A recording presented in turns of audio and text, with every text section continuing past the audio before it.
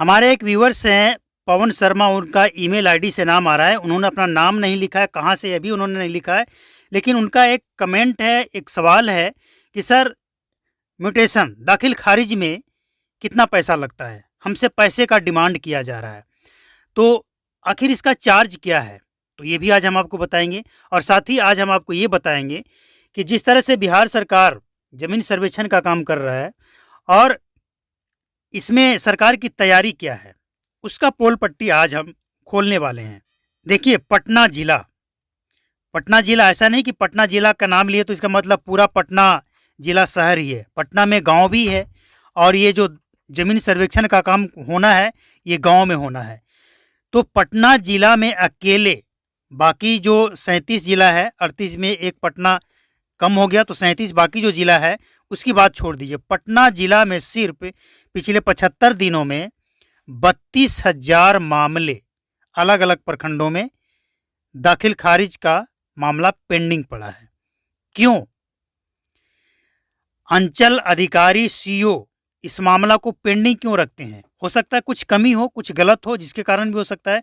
जैसे अब सब कुछ ऑनलाइन हो गया है, ऑनलाइन आप अप्लाई करेंगे, आप अपना नंबर देते हैं, इसके बाद स्टेटस चेक करते रहते हैं कि इसका क्या रिजल्ट आया, लेकिन जब तक आप जाकर मिलेंगे नहीं तब तक आपको वो स्टेटस सक्सेसफुल नहीं बताएगा। इसलिए पेंडिंग रखा जाता है कि लटकाना भटकाना और इसके बाद जो डिमांड करेंगे वो मिल जाना। डायरेक्ट आपसे कोई पैसा नहीं मांगेगा, न वकील, न कोर्ट में, न अंचल में, कोई नहीं। लेकिन प्रत्यक्ष नहीं, परोक्ष रूप से आपसे, आपका अगर मामला लंबित है तो समझ जाइए, लटकाने भटकाने का मतलब है कि आपसे परोक्ष रूप से डिमांड किया जा रहा है। तो बिहार सरकार की तैयारी क्या है? अकेले पटना में 32,000 मामले पेंडिंग पड़े हैं। अब जिनके मामले पेंडिंग पड़े, हो सकता है इसमें से कुछ पटना शहर का हो, बाकी गांव का भी हो सकता है। तो वो क्या करेंगे? कहां से वो प्रूफ देंगे जमीनी सर्वेक्षण में?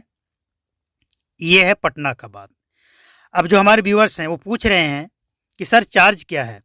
सर, इसके लिए चार्ज है भी और चार्ज नहीं भी है। दाखिल खारिज के लिए जैसे आप किसी से ज़मीन लिए तो इसके बाद आपको 1 से 1.5 महीने का टाइम होता है, उसके अंदर आपको ये काम करवा लेना होता है। लीगली ये जो टाइम है 1 से 1.5 महीना है, और इसके बाद भी अगर आप नहीं कराते हैं तो ये आपकी कमी है। लेकिन चार्ज कितना है ये सवाल है। इनसे पैसा मांगा जा रहा है। तो देखिए, सरकार की तरफ से इसके लिए अगर आप खुद ऑनलाइन करते हैं या करवाते हैं, और इसके बाद ऑनलाइन करने वाला आपसे कितना पैसा लिया वो अलग है, लेकिन इसके लिए कोई भी 1 रुपये का भी चार्ज नहीं है, बिल्कुल जीरो। कोई सरकारी चार्ज नहीं है। आपने जब जमीन रजिस्ट्री करवाया तो सरकारी जो चार्ज होता है वो आपने पे कर दिया उसी समय।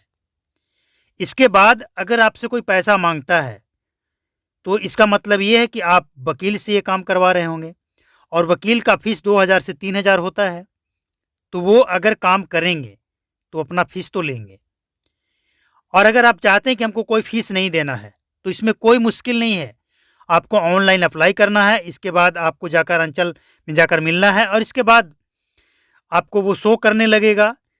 आप कोर्ट में जाकर आप खुद ही, थोड़ी सी अगर आप मेहनत करेंगे, आप खुद ही ये सारा काम, ये सारा प्रोसेस कर सकते हैं। लेकिन अगर आप ये खुद से नहीं करेंगे तो जो आपका काम करेगा और जो उसका चार्ज है वो तो चार्ज लेगा, लेकिन सरकारी इसमें 1 रुपये का भी चार्ज नहीं है। ये आप कन्फर्म हो लें, ये आप बिल्कुल अच्छी तरह से समझ लें। लेकिन जैसा वकील आप रखेंगे, जैसा आप अधिकारी आपसे डिमांड करेंगे। अब ये जो पेंडिंग मामला होता है ना, जो आपको हमने बताया कि 32,000 मामले पेंडिंग है, ये मामले पेंडिंग क्यों है? ये खुद नहीं आपसे पैसा मांगेंगे, इनके चमचे होंगे। जो आपने मोबाइल नंबर दिया होगा ना, मोबाइल नंबर तो अब कंपलसरी हो गया है, बिल्कुल कंपलसरी है, आपको देना ही है मोबाइल नंबर, और मोबाइल पे आपका मैसेज भी आएगा। तो आपसे संपर्क किया जाएगा, आपको बुलाया जाएगा, इसके बाद आपसे डिमांड किया जाएगा। वहाँ पे ना कोई सरकारी अफसर होगा और ना कोई कर्मचारी होगा। आपसे डिमांड करेगा, उसका जो बिचौलिया होता है, जिसे दलाल कहा जाता है, वो आपसे डिमांड करेगा और वो आपसे 1,000 से लेकर 10,000 तक भी डिमांड कर सकता है। कितना में आप उससे पट जाते हैं, कितना में बात बन जाता है, ये कोई चार्ज नहीं है, ये कोई फीस नहीं है, ये पटने पटाने वाली बात है कि आपका कितना में वो काम कर देगा, ये उस पर डिपेंड करता है और आप कितना उसे देंगे या उससे आप लड़ेंगे कि जब कोई चार्ज नहीं है तो फिर हम पैसे किस बात के देंगे, और अगर हम पैसे देंगे तो हमें रिसीविंग चाहिए। अगर आप जागरूक होंगे तो आपको पैसे देना नहीं पड़ेगा, लेकिन अगर आप जागरूक नहीं हैं तो आपको भी लगता होगा कि शायद इसमें सरकारी चार्ज होगा, चलो दे देते हैं। तो इसी तरह से भ्रष्टाचार होता है और मामले पेंडिंग होते हैं। लेकिन सरकार के संज्ञान में जब ये मामला आएगा तो ऐसे अधिकारियों के ऊपर कार्रवाई होती है। सबसे पहले तो उनके ऊपर उनको लाइन हाजिर किया जाता है, उनको ये आदेश जारी किया जाता है कि इतने दिनों के अंदर आपको ये सारा मामला क्लियर कर देना है।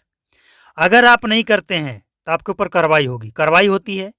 लेकिन सरकार तक, उच्च अधिकारी तक कोई शिकायत करने वाला तो होना चाहिए, पता तो लगे कि भ्रष्टाचार हो रहा है। जब पता ही नहीं चलेगा तो सरकार क्या करे, कैसे करे? तो पवन शर्मा जी, आपका जो कमेंट था वो आपका जवाब मिल चुका है।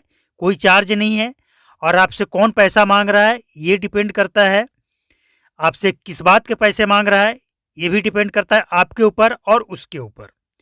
सरकारी कोई चार्ज नहीं है, आप खुद से भी कर सकते हैं और अगर आप किसी से करवाते हैं तो ये उस पर डिपेंड करता है कि आपका वो काम कितने पैसे में कर देगा। लेकिन कोई चार्ज नहीं है। आपसे अगर ज़बरदस्ती कोई पैसा मांगता है तो वो अनलीगल है। आप कंप्लेन करें, कार्रवाई होगी। आप कहाँ से हैं, कौन पैसा मांग रहा है, अगर आपके पास कोई प्रूफ है तो आप बताएं, उसे पकड़वाया जाएगा, उसे अरेस्ट करवाया जाएगा, उसे जेल की हवा खानी पड़ेगी और आपका काम आसानी से बिल्कुल फ्री होगा। और किसी भी तरह का कोई दिक्कत हो आप ज़रूर सोशल मीडिया का सहारा लें, क्योंकि इस समय सोशल मीडिया में वो ताकत है कि अच्छे अच्छे नेता अधिकारी को हिलाकर रख देता है जब वीडियो वायरल होता है। तो उम्मीद है कि आपके सवालों का तो जवाब मिल ही गया होगा, लेकिन बहुत से ऐसे लोग हैं जो इस तरह की जानकारी ढूंढते हैं, उनको मिलता नहीं है। तो उन्हें भी आप बताएं, शेयर करें और आपको अगर ये रिपोर्ट अच्छा लगा हो तो लाइक करें और आगे का हर अपडेट जानने के लिए चैनल को सब्सक्राइब करके बेल आइकन को प्रेस करके नोटिफिकेशन कॉल पर सेट कर लें, ताकि जो भी अपडेट आए, जमीन सर्वे से जुड़ी हुई अपडेट, सरकार का नोटिफिकेशन, उसका रिपोर्ट हम जब भी डालें तो उसका नोटिफिकेशन आपके मोबाइल तक पहुंचे। नमस्कार, जय हिंद, थैंक यू।